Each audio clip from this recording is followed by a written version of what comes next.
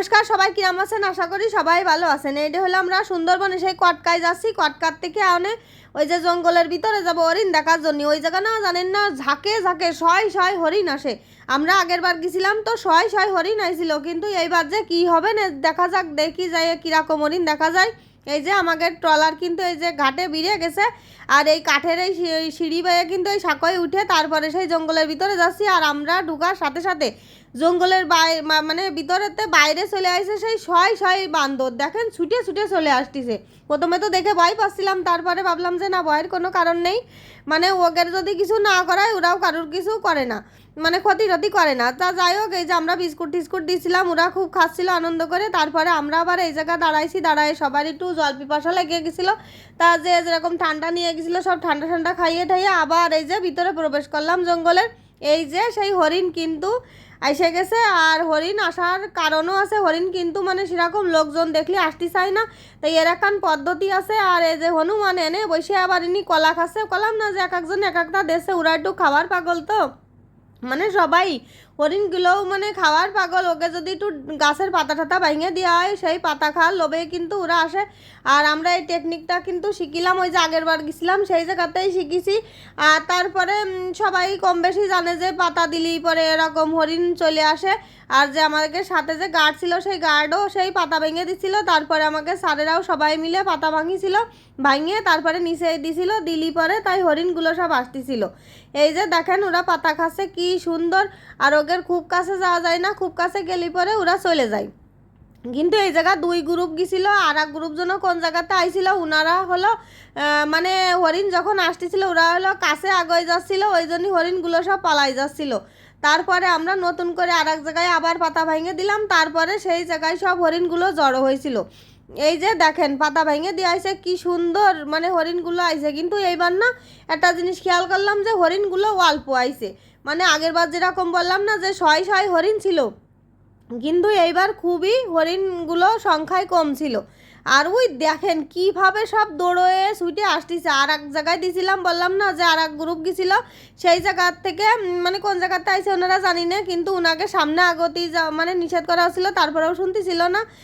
তা আমরা কিন্তু অনেক দূরই দাঁড়াইছিলাম। পরে আমরা বললাম না যে আর এক জায়গায় পাতা টাতা ভেঙে দিছিলাম, দেওয়ার পরে সব হরিণগুলো এক জায়গায় হয়েছে। তাও সব তো না, আরও মানে এক এক জায়গায় এক একজনরা পাতা টাতা ভেঙে দিছে, সেই সব জায়গায় এক এক দল হরিণ সব পাতা খাচ্ছে। আর ওদেরও না দেখে খুব মায়া হচ্ছিল, মানে কি খিদে, গাছের ডাল পাতাগুলো সব উপরে না, ওরা তার পায়ে খাতে পারে না। আর ওরা কি সুন্দর করে খাচ্ছিল, দেখতেও যেন পরান্ডা ভরে যাচ্ছিল। আর কি সুন্দর, আমরা তো ধরেন ওই যে চিড়িয়াখানায় গেলি হরিণ বাঘ বান্দর দেখি, কিন্তু এরকম বনে মানে অফিসার এরকম ঘুরে বেড়াচ্ছে, কি সুন্দর বন্য হরিণ বান্দর দেখা, এটা কিন্তু সত্যিই ভাগ্যের ব্যাপার। মানে আমরা মানে এত ভালো লাগতেছিল ওই জায়গাতে, মোটে আসতে ইচ্ছা হচ্ছিল না। কিন্তু এদিকে সন্ধ্যাও লাগে যাচ্ছিল, তো একটু ফিরতেও হবে। আর হরিণগুলো দেখছেন কি সুন্দর ছুটে ছুটে বেড়াচ্ছিল। আর সাথে কিন্তু দুই তিনটে বাচ্চা হরিণ ছিল, কিন্তু সেইটার ভিডিও নিতে পারিনি, মানে বেশি কাছে আসেনি, ওরা চলে গেছে। তারপরে এই জায়গা আবার আমাকে দাদারা ভাইয়েরা স্যারেরা সবাই আর কি ছবি নিচ্ছিল হরিণীর সাথে। সবারই তো শখ লাগে, যেহেতু আমরা গেছি এই জায়গা দেখার জন্যই, এই সৌন্দর্য দেখার জন্যই। তা ছবি না তুললি হয়, ছবি ভিডিও না তুললে কী করে হবে, তাই কন? আর আমরা যদি ছবি ভিডিও না তুলি আপনারাও বা দেখবেন কি করে?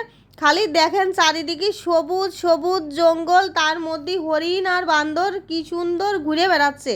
এ একটা অসাধারণ দৃশ্য, মানে আমি যত বলবো তাও যেন কম হয়ে যায়। এই সৌন্দর্যের বিবরণ দিতে গেলে মানে কম হয়ে যাচ্ছে। আর আমি তো অত সুন্দর গুছায়ে করতে পারি না, ওই জন্যই অত সুন্দরভাবে করতে পারতেছি না।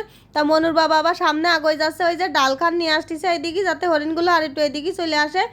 আর এই যে সবাই কিন্তু ঘুরে ঘুরে বেড়াচ্ছে, দেখতেই পাচ্ছেন। আর কি সুন্দর আমাদের সাথে হরিণগুলোও না মিশে গেছে আস্তে আস্তে, যখন আমরা মেলাক্ষণ সময় দিছি যে না ওরা আমাদের তরফের থেকে কোনো মানে কোনো কিছুর ক্ষতির আশঙ্কা পাচ্ছে না, সেই জন্যে কিন্তু ওরা খুবই কাছে এসে পাতাগুলো খাচ্ছে। আর আমরাও খুব সুন্দরভাবে ওদের ঘুরে ঘাড়ে মানে ছবি ভিডিও নিচ্ছিলাম। এ সত্যিই একটা অপূর্ব দৃশ্য। মানে যদি যান কোনো সময় কটকায় সুন্দরবন, তাহলে দেখে আসবেন যে এই সৌন্দর্যর মানে চোখ পুরো জুড় হয়ে যাবে এই সৌন্দর্য দেখলি সুন্দরবনের। তাই মানে কি বলবো, বলার কোনো ভাষা নেই। আর তা যাই হোক, সবাই কিন্তু ঘুরে ফিরে আমরা এখন মানে রওনার দিকে যাব। আর যেহেতু আমরা কিন্তু ওই দিন রাত্রিই কিন্তু রওনা করব বাড়ির উদ্দেশ্যে যে যার, তা এই যে আমরা এখন এই যে এটা কিন্তু মোহনা, আমরা এই সেই মোহনার ধার দিয়ে যাব। আর এই জায়গা কিন্তু অনেক 2-3টে দেখলাম অফিস আছে মনে হয়, জানি না কিসের জন্যই ঘর ঠর করা খুব উঁচু করে, ওই যে সামনে দেখেন। আর এই জায়গাটা মিষ্টি পুকুর আছে, মিষ্টি পুকুরের কাছ দিয়েই কিন্তু আমরা যাব। আর আমার ছেলে কিন্তু একটা হরিণী শিং পাইছে, আপনারা মনে করতে পারেন আমার ছোটো ছেলের হাতে ওইটা হরিণী শিং না, কিন্তু একটা কাঠ ছিল, মানে একটা গাছের ডাল বা শিকড় ছিল, কিন্তু সবাই মনে করতেছে যে ওইটা হরিণী শিং, একদম মনে হচ্ছে অরিজিনাল হরিণী শিংয়ের মতন দেখা যাচ্ছিল। তা আমরা কিন্তু বাড়ি নিয়ে আইছি ওইটা, তা এখন আমরা সামনেই চলে যাব। তাই এই যে এই বান্দরটা আবার আমাকে দিকে ছুটে চলে আসতেছে, মনে হয় আমার ছোটো ছেলের হাতে কোনো খাবার দাবার ছিল, ওরা খাবার দেখলেই কিন্তু কাছে চলে আসে। এদিকে একটু সাবধান থাকতে হবে, যে খাবার দাবার যদি হাতে নিয়ে মানে মানে রাখা হয় তাহলে কিন্তু ওরা বান্দরগুলো একটু আক্রমণ করে বেশি। এইদিকে একটু মানে যদি আপনারা বাচ্চা কাচ্চা নিয়ে যান এদিকে কিন্তু লক্ষ্য রাখতে হবে সবসময়ের জন্যই। তাই এই যে কি সুন্দর দেখেছেন ওই জঙ্গলের ভিতরে ঘর ঠর করা আছে, মানে এগুলো মনে হয় যারা ফরেস্ট অফিসার থাকে তাদের জন্যই হয়তো বা। তা যাই হোক, দেখে কিন্তু খুব ভালো লাগলো। এই যে মিষ্টি পুকুর, এই জায়গা কিন্তু অনেকেই স্নান করতেছে, মানে ওই জায়গার যে লোকজন তারাই স্নান করতেছিল। তা যাই হোক, খুব সুন্দর।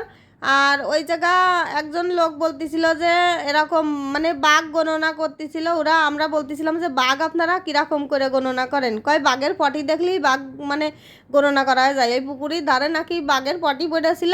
তা বললো যে এই জায়গা কিন্তু আশেপাশে বাঘ আছে।